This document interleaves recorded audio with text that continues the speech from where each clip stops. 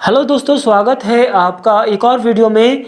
मेरा नाम है इकबाल और आज की वीडियो में हम फ्यूचर इंडेफिनिट टेंस का प्रयोग करना सीखेंगे। फ्यूचर इंडेफिनिट टेंस को हम सिंपल फ्यूचर टेंस भी कहते हैं। सिंपल फ्यूचर टेंस के वाक्यों को हिंदी में ट्रांसलेट किया जाए तो वाक्य के आखिर में गा, गी, गे आदि शब्द आते हैं। जैसे मैं खाना खाऊंगा, तुम दिल्ली जाओगे, वो अच्छा डांस कर लेगी। तो आपने नोट किया कि इन वाक्यों में गा, गे, गी अंत में आ रहे हैं। यानी सिंपल फ्यूचर टेंस में ऐसी चीज़ें और कार्यों को बताने के लिए किया जाता है जो अभी तक हुए नहीं हैं या भविष्य काल में होने वाले हैं, या कार्य को व्यक्त करने के लिए भी किया जाता है। फ्यूचर इंडेफिनिट टेंस के अंग्रेजी सेंटेंस को देखें तो इसमें हेल्पिंग वर्ब, शैल और विल का प्रयोग होता है। सिंपल फ्यूचर टेंस में ग्रामेटिकल रूल्स के हिसाब से फर्स्ट पर्सन सिंगुलर आई और फर्स्ट पर्सन प्लूरल वी के साथ शैल का प्रयोग होता है और बाकी सभी सब्जेक्ट के लिए विल का इस्तेमाल किया जाता है। परंतु मॉडर्न इंग्लिश में अब ये रूल्स मान्य नहीं रखता है। सभी लोगों ने अभी शैल का इस्तेमाल करना छोड़ दिया है। अमेरिकन इंग्लिश में तो हमें शैल को कई बार सुनने को मिलता है। तो मेरे बोलने का मतलब यह है कि आप फ्यूचर इंडेफिनिट टेंस में सभी सब्जेक्ट के लिए विल का प्रयोग कर सकते हैं, तो वो भी चलता है। तो सबसे पहले सब्जेक्ट आता है, इसके बाद सब्जेक्ट के अनुसार विल, शैल का प्रयोग करें और फिर आती है वर्ब की फर्स्ट फॉर्म। वर्ब की फर्स्ट फॉर्म के बाद ऑब्जेक्ट आता है। इसके अलावा सेंटेंस में अगर कुछ और भी वर्ड्स सेंटेंस के अंदर हो तो उसे ऑब्जेक्ट के बाद लिखते हैं। तो ये रहे कुछ एग्जाम्पल्स। वो तुमसे कहेगी, शी विल टेल यू। वो स्कूल आएगा, he will come to school. वे क्रिकेट खेलेंगे, दे विल प्ले क्रिकेट। मैं अगले हफ्ता अमेरिका जाऊंगा, I shall go to America next week. हम फुटबॉल मैच देखेंगे, we shall watch the football match. आज रात बारिश होगी, it will rain tonight. Priyanka अपने जन्मदिन पर लाल साड़ी पहनेगी, Priyanka will wear red sari on her birthday. कुत्ता आपको काट लेगा, the dog will bite you. तो ये हो गए फ्यूचर इंडेफिनिट टेंस और अफर्मेटिव्स के कुछ सेंटेंस। चलिए अब सीखते हैं future indefinite tense negative sentence के बारे में। जैसे कि आपको पता है, जिन वाक्यों में हिंदी में नहीं और इंग्लिश सेंटेंस में नॉट का प्रयोग होता है उन्हें हम नेगेटिव सेंटेंस कहते हैं। तो नकारात्मक वाक्यों में सबसे पहले सब्जेक्ट आएगा और इसके बाद आप सब्जेक्ट के अनुसार शैल, विल का प्रयोग करें। इसके बाद नॉट का यूज़ किया जाता है और फिर आती है वर्ब की फर्स्ट फॉर्म और वर्ब की फर्स्ट फॉर्म के बाद ऑब्जेक्ट लगाते हैं। इसके अलावा अगर सेंटेंस में कुछ और भी वर्ड्स आते हैं तो उसको ऑब्जेक्ट के बाद लिखते हैं। जैसे वो परीक्षा पास नहीं करेगा, he will not pass the exam. वो टहलने नहीं जाएगी, she will not go for a walk.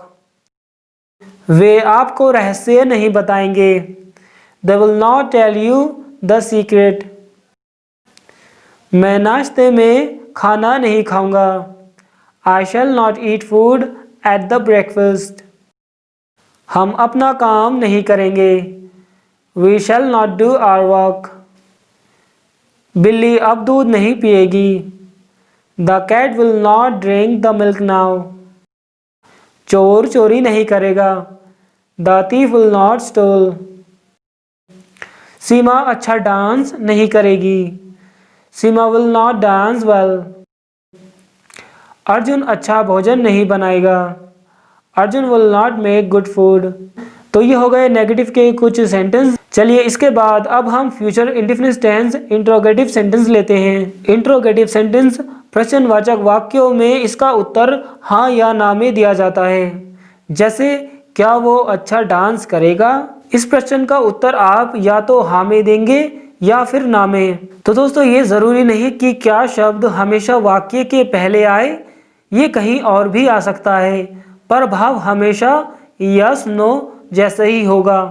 जैसे तुम दिल्ली चले जाओगे क्या? इस वाक्य में क्या शब्द पहले ना आकर अंत में आया है, पर इसका उत्तर आप हाँ या ना में ही देंगे। अगर प्रश्नवाचक वाक्यों में यदि क्या शब्द आए तो विल को सब्जेक्ट से पहले लिखते हैं। इसके बाद बाकी नियम वही रहेंगे, जैसे वर्ब की फर्स्ट फॉर्म यूज करनी है और ऑब्जेक्ट लगाना है, और आखिर में सेंटेंस में कुछ और भी वर्ड्स हो तो उसे ऑब्जेक्ट के बाद लगाते हैं। तो ये रहे कुछ उदाहरण। क्या वो कार चलाएगी? Will she drive a car? क्या वे मेरे कपड़े धोएंगे?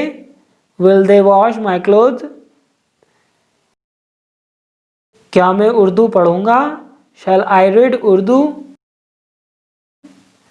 क्या हम पार्टी में जाएंगे? Shall we go to the party? क्या आप चुप रहेंगे? Will you please keep quiet? क्या सचिन छक्का मारेगा? Will Sachin hit a six? क्या आलिया मुझसे शादी करेगी? Will Alia marry me? So friends, इसके बाद अगर इंट्रोगेटिव सेंटेंस प्रश्नवाचक हिंदी वाक्यों के बीच में कब, क्यों, क्या, कहाँ आदि प्रश्नवाचक शब्द हो तो इंग्लिश सेंटेंस के शुरू में व्हेन, व्हाई, व्हाट, वेयर के बाद विल आता है। जैसे वो अमेरिका कब जाएगा? When will he go to America? वह ऐसा क्यों करेगा? Why will he do that? वो कौन सी फिल्म देखेगी? Which movie will she watch? हम अगले सोमवार कहाँ जाएंगे? Where shall we go to next Monday? Janvi मुझसे क्या कहेगी? What will Janvi tell to me? आप इसे कैसे ठीक करेंगे? How will you fix this? Match कब शुरू होगा? When will the match start? तो दोस्तों आप इसी तरह से future indefinite tense interrogative negative sentence बना सकते हैं। इंट्रोगेटिव नेगेटिव सेंटेंस में प्रश्नवाचक तथा नकारात्मक वाक्य दोनों भाव प्रकट होते हैं। ऐसे वाक्यों की हिंदी से अंग्रेजी बनाते समय वर्ब से पहले नॉट का प्रयोग करते हैं। इसके बाद बाकी नियम इंट्रोगेटिव सेंटेंस की तरह यूज किए जाते हैं। जैसे क्या वो वीडियो गेम नहीं खेलेगा? Will he not play video games? क्या वो हमारे साथ नहीं आएगी? Will she not come with us?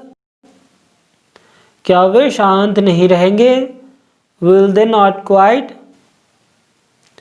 क्या हम फिर से ऐसा नहीं करेंगे? Shall we not do that again? क्या मैं कुर्सी पर नहीं बैठूंगा? Shall I not sit on the chair? क्या लकड़ी नहीं टूटेगी? Will the wood not break? क्या रागिनी कपड़े नहीं धोएगी? Will Ragini not wash the clothes? तो दोस्तों इसके बाद इंट्रोगेटिव नेगेटिव सेंटेंस में अगर हिंदी वाक्यों के बीच में प्रश्नवाचक शब्द हो तो इंग्लिश सेंटेंस के शुरू में डब्ल्यू फैमिली आ जाती है। जैसे उसे अच्छी नींद क्यों नहीं आएगी? Why will he not sleep well? वो मुझसे बात क्यों नहीं करेगी? Why will she not talk to me? हम उसके घर कैसे नहीं जाएंगे?